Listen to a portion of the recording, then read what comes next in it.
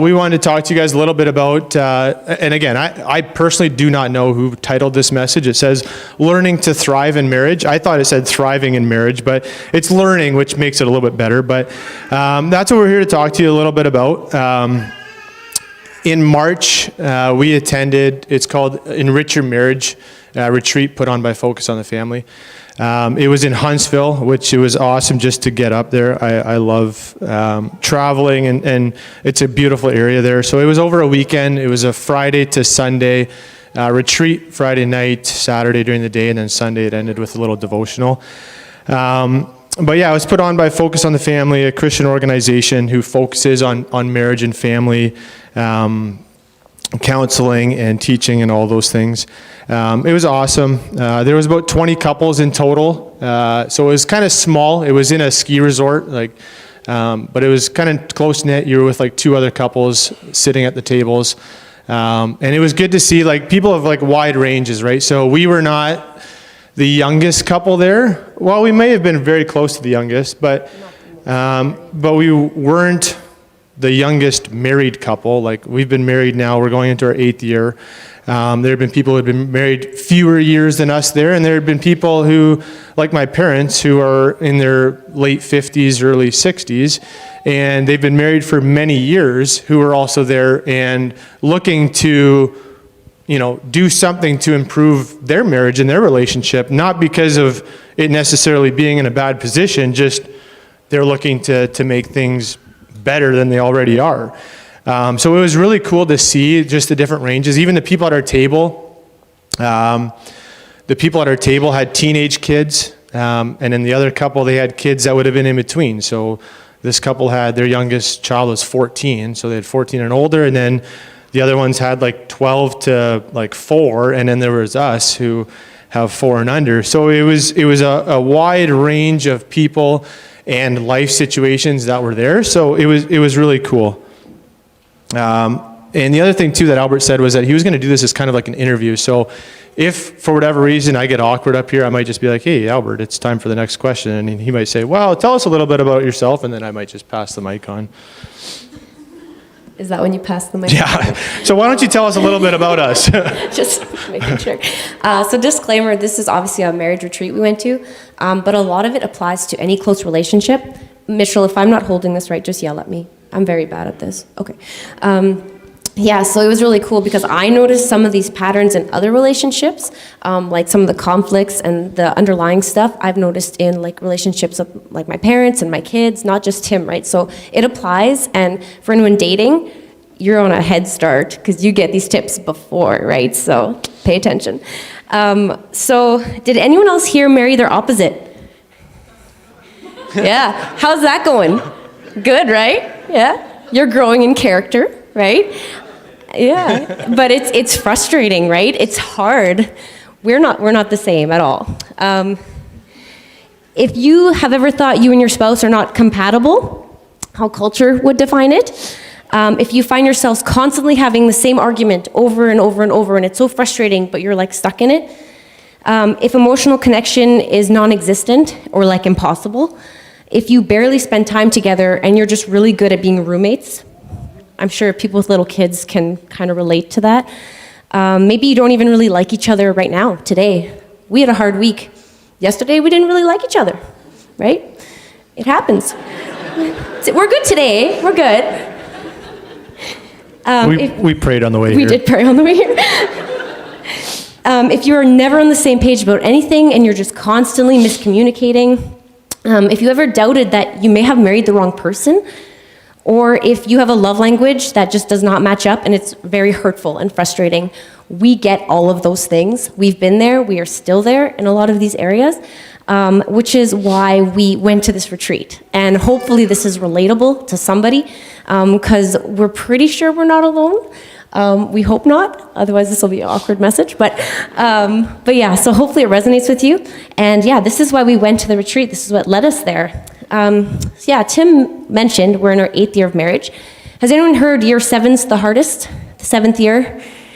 That's the year we had our twins. So yes, that was the hardest year for us. That definitely changed everything. In the last 4 years, we've moved provinces. Tim has started a new job. And we've had 3 kids in 4 years. 2 of them are twins. So if we already were a little bit rocky, that did not help. So this last year has been especially hard. It tested our marriage to new levels. This last year was the hardest, but this retreat felt like a prompting from God. In our darkest season, I was seeking help. I was looking for a therapist or just someone to kind of walk me through what was happening, and everybody was full. There was no availability. I was feeling very hopeless, didn't know where to turn, and then this email popped up on my phone from Focus, and it was in Huntsville, which I had to Google, but it's actually not that far. It's like 3.5 hours, 4 hours away. So it's like, okay, we can do this. And Tim agreed to go, so we just felt like it was a prompting from God, and we just had to obey. It was worth it, and we have no regrets. Yeah, and sorry, I should have put a little disclaimer there with those pictures of Pat and Albert. Again, they like to take shots at people out here. This was my opportunity to kind of do that. Mm-hmm. But for people who are maybe new here, I should have maybe put a disclaimer that those are our pastors, but they're amazing. Yeah, they're good people. It was one of those things where Albert told me, he said, the worst that can happen if you guys going up there is that we just never ask you to go up there again. And I really didn't feel like leaving that up to chance. So that's part of the reason why I did that. I mean, like, as you can see, like Pete's been up here like a few times now already. He does a great job. And I'm scared to come back up here. Again, But yeah, no, like Pam was saying, like our relationship hasn't always been, the type where, you got that Instagram couple of like everything's roses and colored and everything's awesome. I mean, we don't always fight either and disagree all the time. Like we're not saying we're on either side of that. But we do resonate with people who go through things, right?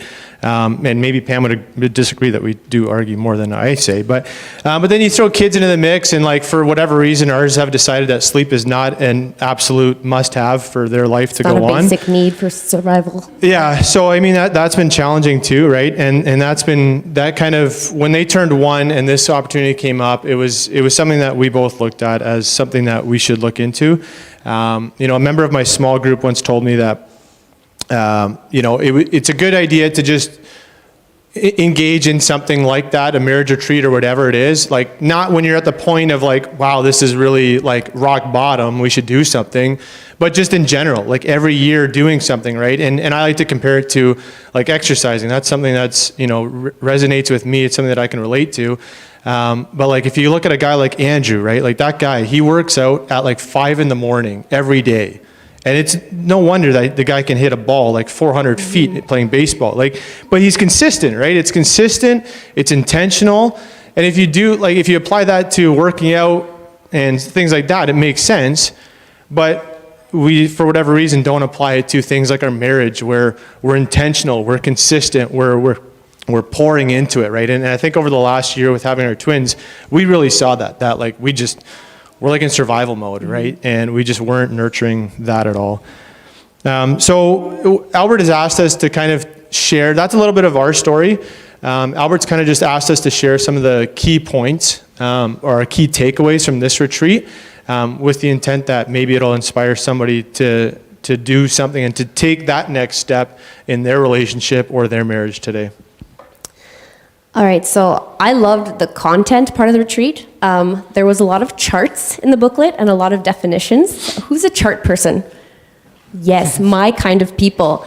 They illustrated things, and I was like, oh, I get it. And it was just so impactful, and I just felt like I could explain all these things in my brain. I could categorize them and make sense of them, right? So I really loved that. So I wanted to share some of the more mind-blowing takeaways that I took away from this. So what is the foundation to a great marriage? The key, the secret. This is the first question they asked us. So I'd like to know, what do you guys think? I got it wrong, so no shame.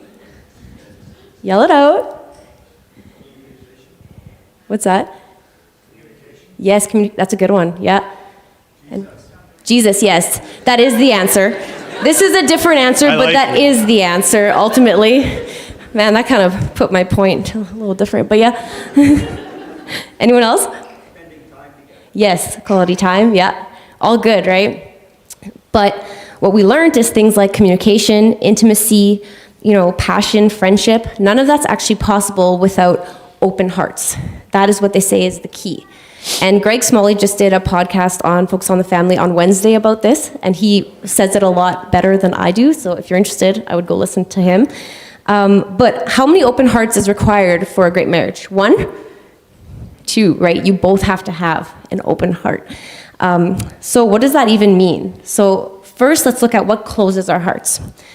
So things like hurts, disappointment, criticism, judgment, conflict, all of these things, they close our hearts, right?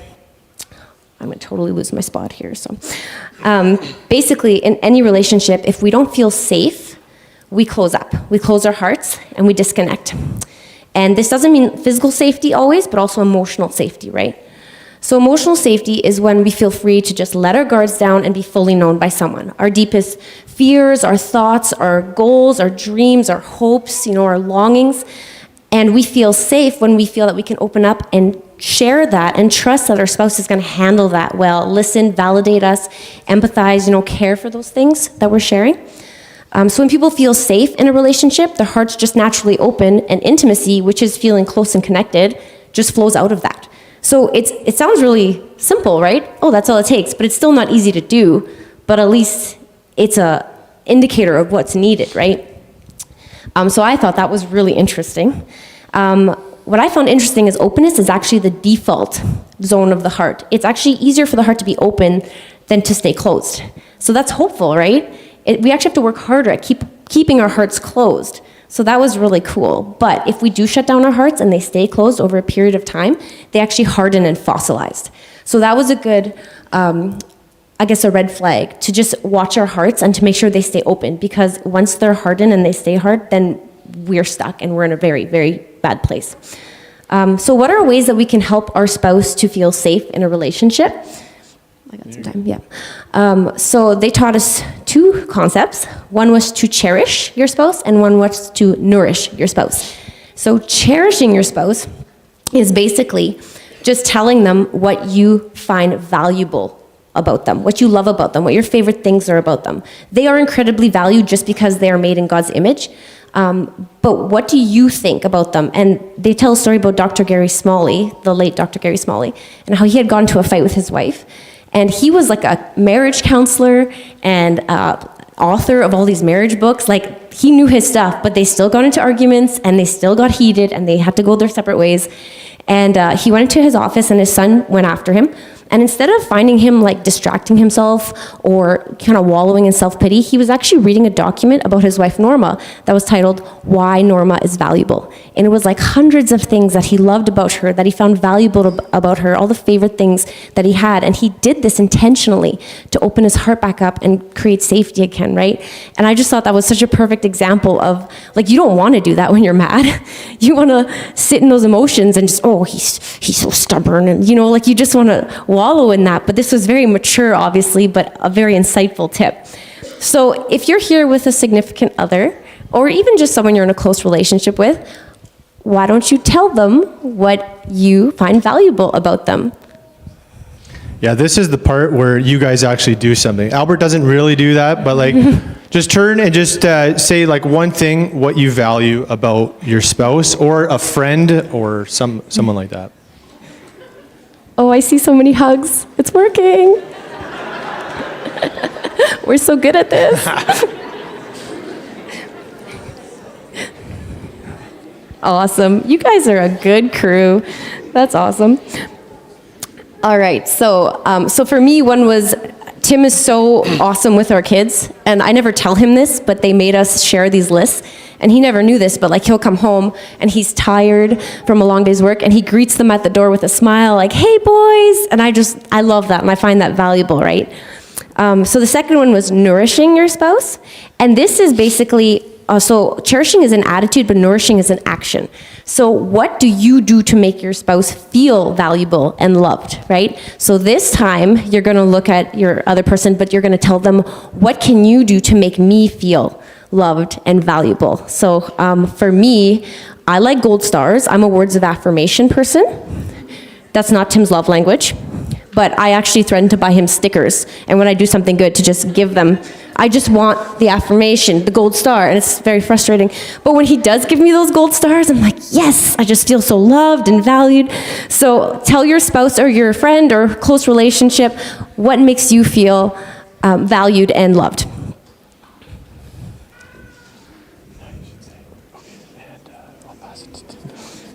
From Albert. Okay.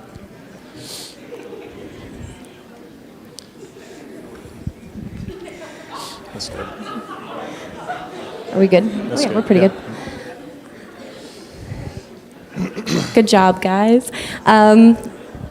Okay, so I'm supposed to be Albert passing the mic again.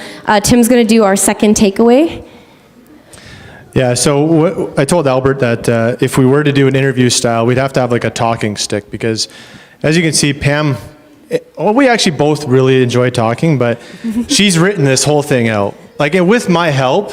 But like, it's kind of like here, Tim, your points are in blue, right? Like you can. Yeah, we talk about that later. It's one of our I do get to talk about one of my takeaways. So, so one of my takeaways was the section that they talked about is work talk versus heart talk. So different types of talks, and this resonated with me, and I think some of you will feel the same way. We just approach conversation differently, right? A lot of conversations that we have is like, we got to make a decision here. Like there has to be a decision. We got to go from A to B, and there's a straight line. I can literally see what that straight line is. It's, we want to go for supper. Okay, pick a restaurant. Well, I don't really know about where I want to go, and you have this roundabout conversation, right? So it's determined to be a heart talk, right? So this session gave us a lot of clarity and understanding as to how we miscommunicate a lot. And it'll show up here a little bit. Yeah, so I've illustrated here, right? So the first one here is work talk. It's A to B, right? You got to make a decision. And if we don't have a conversation about making a decision, no decisions will ever get made, right? You won't accomplish anything. It's just roundabout talking, right? And for me, I'm a huge work talker. And I think a lot of guys can feel that way, although I know it goes the other way too. But like I know even in this session, it was like, yeah, a lot of guys, like this is where we want to go. We want to go A to B, right? Whereas Pam, she doesn't like doing that. She likes to have conversations that have no purpose or any, well, I shouldn't say no purpose. They're about feelings. They're about feelings, but they don't have like an end goal. It's let's talk. Let's just talk, right? And so I'll kind of dive into both of them a little bit with that, but they taught us how to do these properly, right? So they gave us actually scripts how to do both types of talk, right? Because for her, work talk is super unnatural, and for me, heart talk is like painful. Right? So a big thing with work talk, when you're making decisions about something like where do we want to send our kids to school, what do we want to buy this house, do we want to buy this car, it's instilling a no-lose policy. So you often hear like, oh, win-lose or win-win or win or lose-lose, right? The big thing that they told us here that I took away from this is instilling a no-lose policy. So if one wins and the other loses, it's a loss. You're a team and there's no losing, right? If one loses, you both lose. And that was a huge thing for me. It was like just instilling that if we're trying to make a decision about this car and I really want this car and she doesn't because it's not a smart decision, or I want a truck, I should say, and she's like, no, like you literally don't need a truck for anything you do.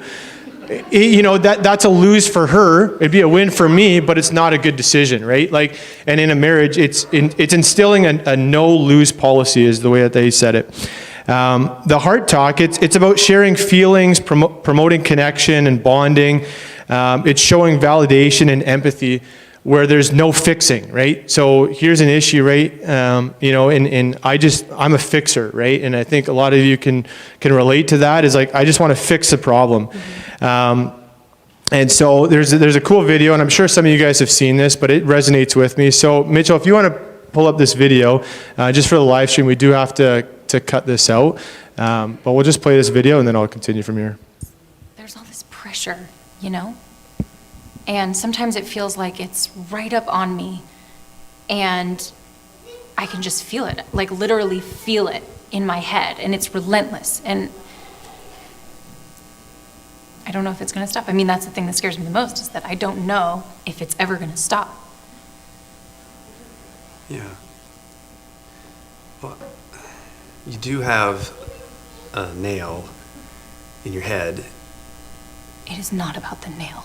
Are you sure? Because, I mean, I'll bet if we got that out of there. Stop trying to fix it. No, I'm not trying to fix it. I'm just pointing out that maybe the nail is causing. You always do this. You always try to fix things when what I really need is for you to just listen. See, I don't think that is what you need. I think what you need is to get the nail See, you're out. not even listening now. Okay, fine. I will listen. Fine.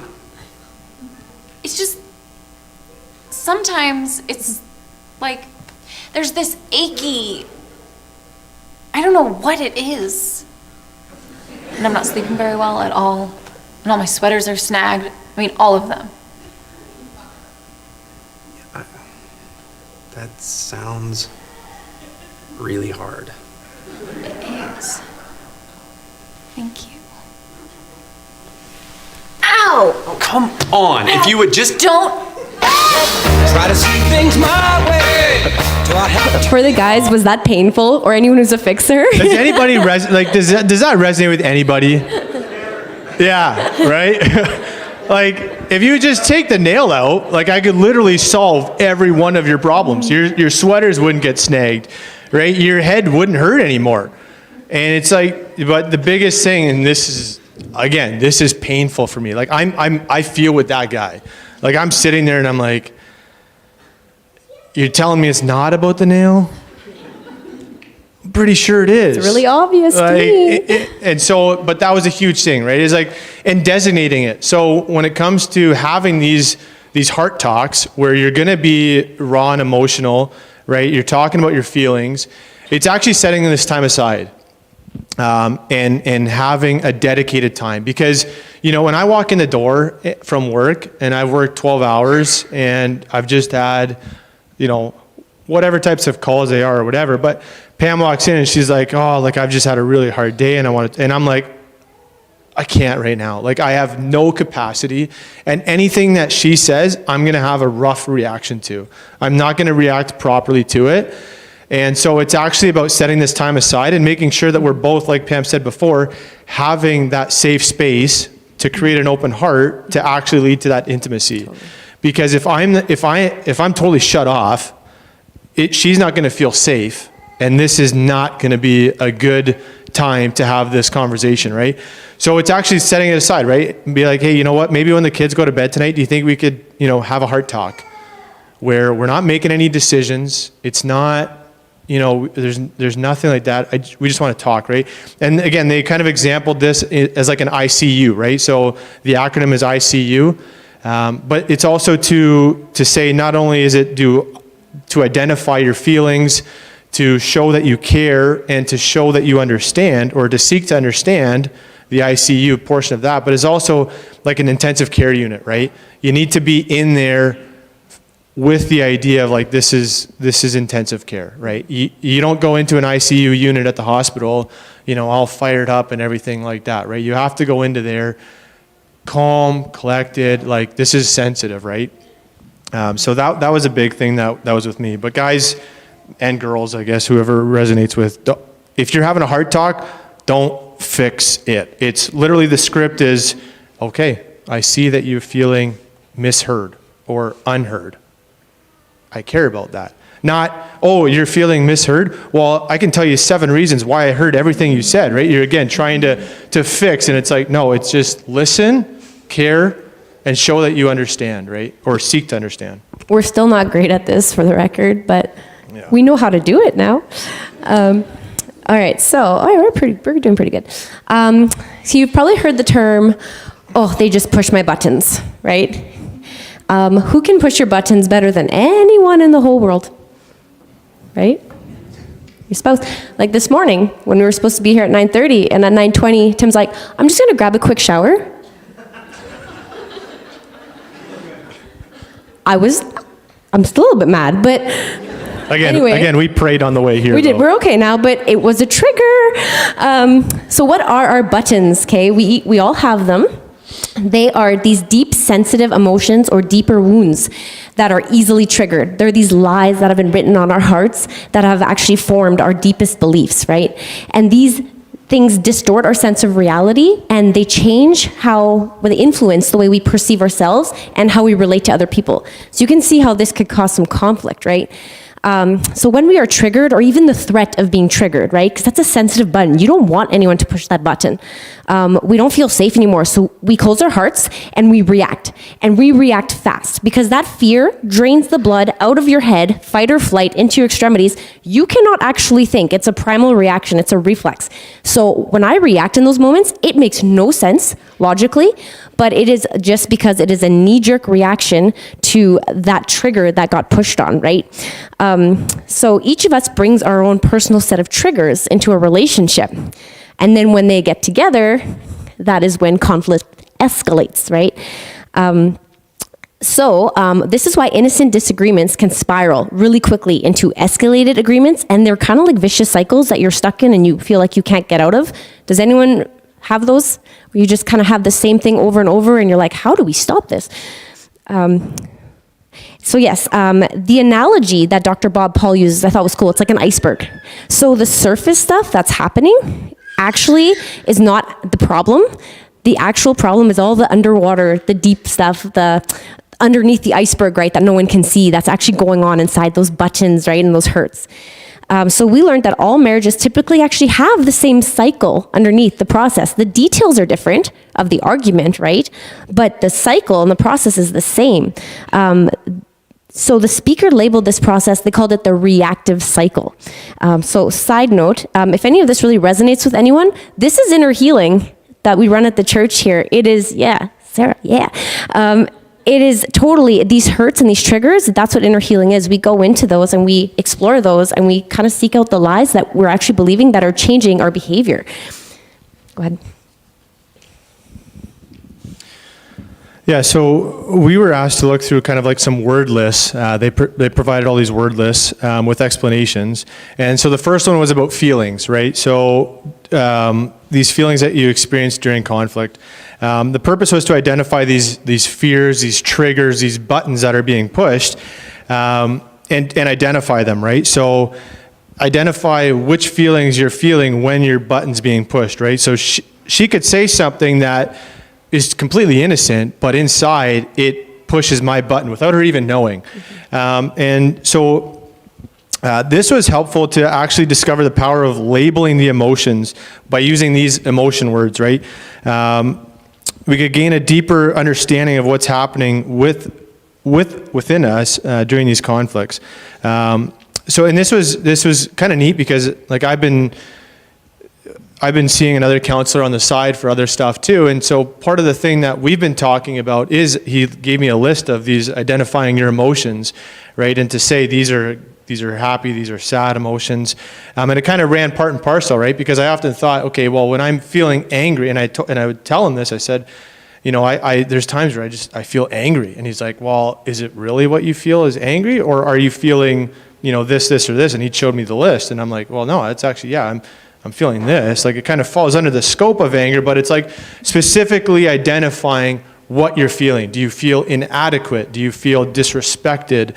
Do you feel controlled? So it's really specific because once you can actually identify what it is, it's not just anger. Anger is kind of like a blanket to just cover everything over, right? But it's identifying what leads me to feeling this way. And that was pretty cool to see how they connected. Yeah, because it would come from, so in that, then I could see that when I feel this is how I respond. And I may respond by lashing out or escalating the situation if it's in an argument, right? She might say something, it pushes my button. Well, now I escalate things, right? And just to identify, okay, well, what button did she push and why is my reaction to her pushing that button to strike out, to lash out, or to even just isolate or, just leave, right? And then she feels abandoned, right? We'll talk a little bit more about that yet, but it's just good to identify and label, right? Yeah, so Tim talked about kind of what his triggers were and his reactions to his triggers. So some of mine were, my triggers are feeling unknown, feeling controlled, feeling abandoned, and feeling inadequate. And once my buttons get pushed, I discovered that I react by criticizing, I get defensive, I lecture, which Tim loves, and I broadcast, like I'm not quiet about it. Aren't we fun, hey? Don't we sound like fun? What we discovered is that this reactive cycle, what happens is when my spouse triggers me, my heart closes and I react in this impulsive, thoughtless way, right? And as I react, I push his trigger. And then his heart closes, and then he reacts, and he hits my trigger. And you see how this could like go on and just cause more and more hurt and escalate to a point where it's actually kind of ridiculous. So that was really eye-opening. And yeah, for example, we'll give an example. We wrote a sermon together this week. That was hard.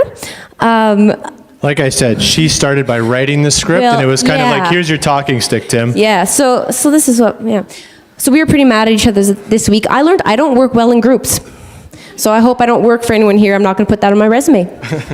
I'm not a team player. Not really. Nope. I did it. It was pretty. It was perfect. My part was in red. Tim's part was in blue. I said, here, read it. Add if you want. I didn't mean that. I meant read it and tell me it's perfect. You're awesome, gold star, right? But Tim edited it. He edited by document. And this is ridiculous because obviously he has every right to edit his part of his talk, but it hit this I'm not good enough trigger in me, right?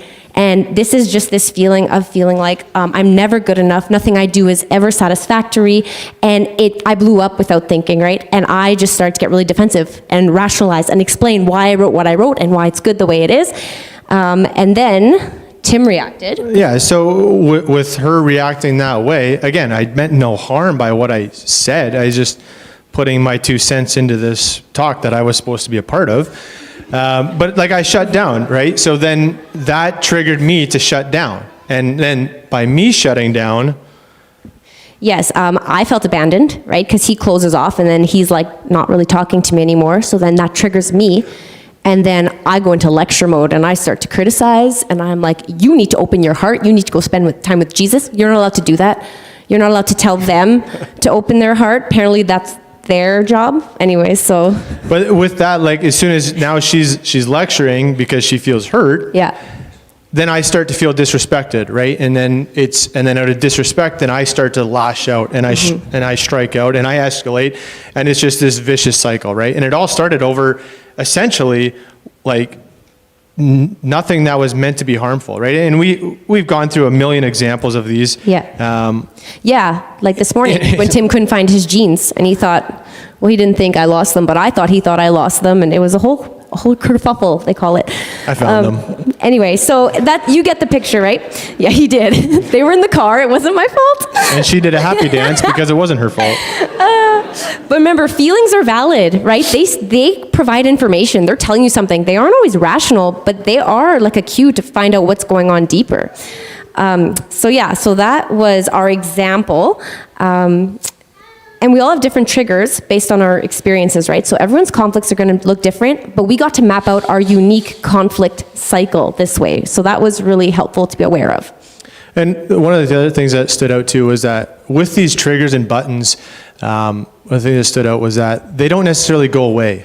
Those hurts that you have inside of you, they don't necessarily go away, but the sensitivity that you feel towards those buttons being pushed can be decreased, right? So then it doesn't, all of a sudden she pushes what's a button of me feeling disrespected, but if I learn to deal with it, and they've kind of given us steps with that, I feel less sensitive to that button being pushed, and it will change my reaction to it, right?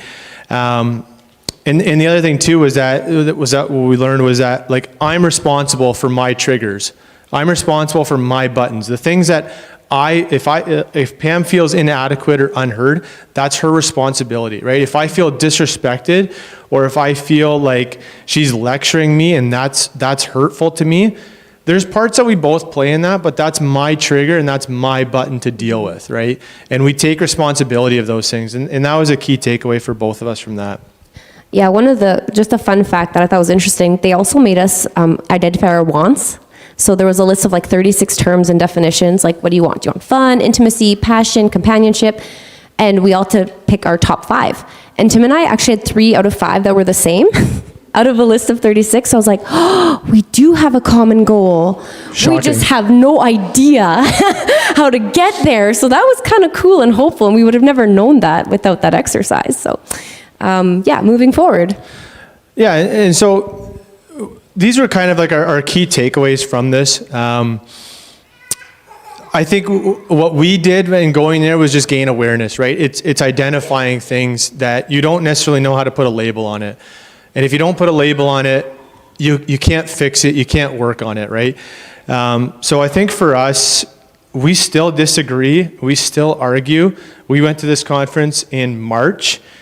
I don't think we've actually had like a sit down, like full-on heart talk. I blame the children. Yeah, we can blame children, but like we haven't been able to still put a lot of this into practice, but at least we have some of these tools now to kind of help us, and that's kind of where I think what Albert kind of wanted us to come into here to share with you guys is that, you know, we are far from perfect. I'll tell you that for free, because this is, you know, we have our disagreements, and anybody who looks at us is like, wow, that's, you know, those guys are a power couple and everything like that. Like you're not seeing the whole picture. I don't think people think that. Yeah, I was just trying to make myself feel good,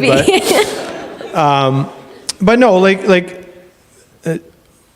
what I was trying to say is like we've been able to recognize some of our shortcomings, and it's unfortunately like in our 8th year, right? Like we should have done stuff like this a lot sooner too. It's sometimes hard with life and like big move and everything like that, but there's more content obviously to what we've said to this conference. We're just kind of sharing our key takeaways and kind of what we gained from that.